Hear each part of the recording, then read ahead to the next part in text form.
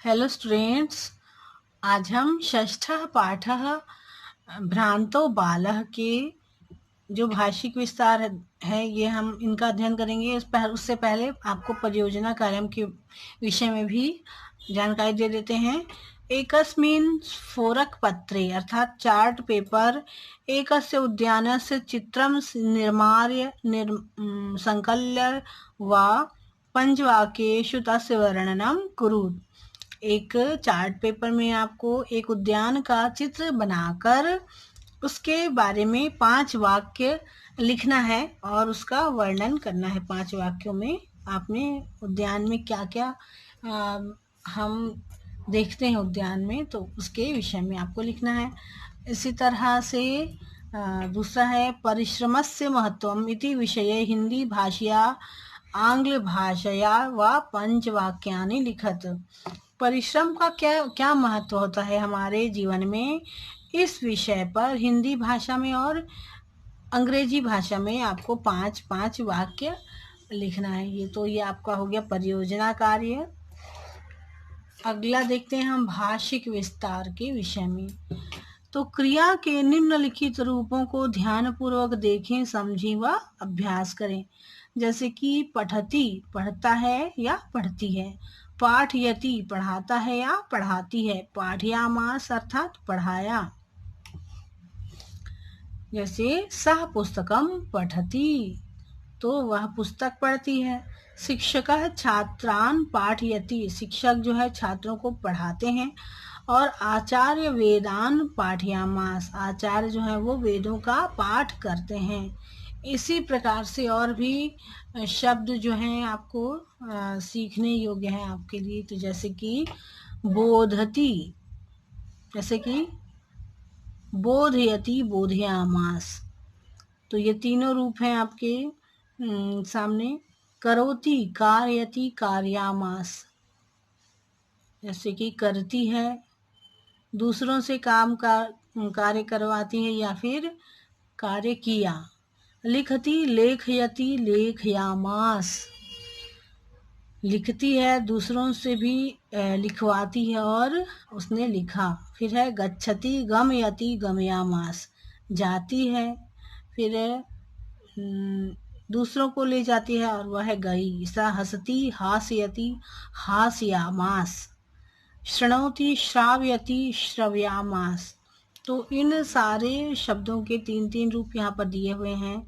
शृणोति श्राव्यति श्राव्यामास, धावति धावयति धाव्यामास, गृह्यति ग्राह्यति ग्राह्यामास, ददाति दापयति दापयामास।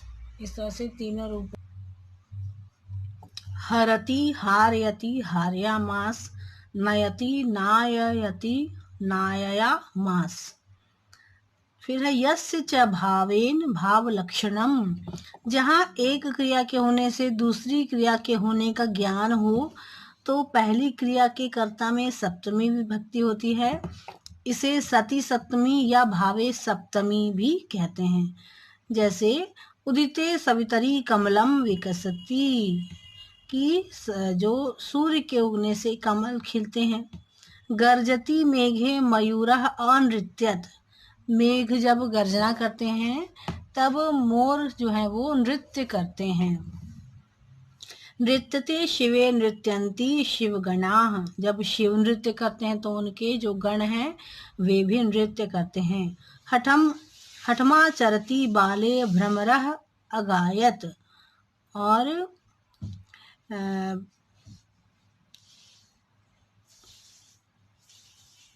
छोटे बच्चे जब हठ करते हैं वैसे ही जो भंवरे हैं वो गाते हैं।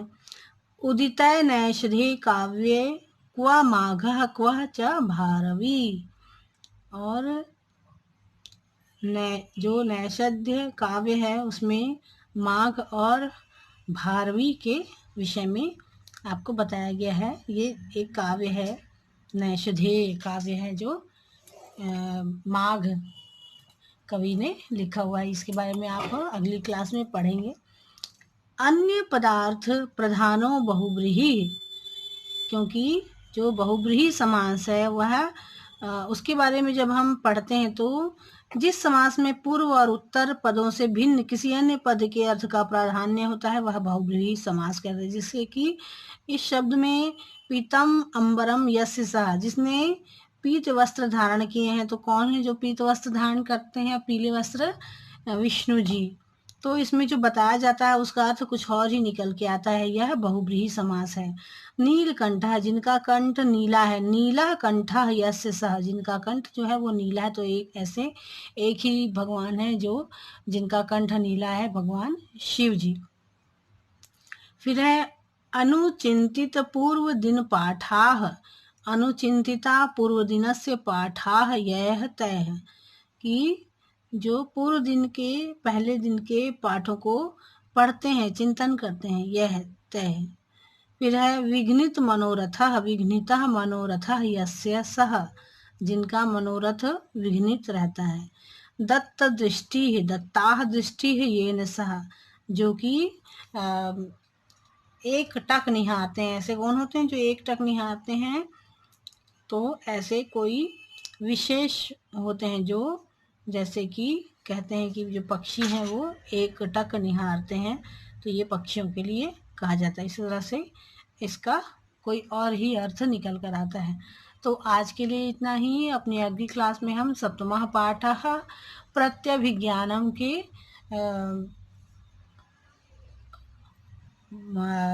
व्याकरण पद को हम अध्ययन करेंगे, व्याकरण पदों का, भाषिक विस्तार का, योग्यता विस्तार आदि का।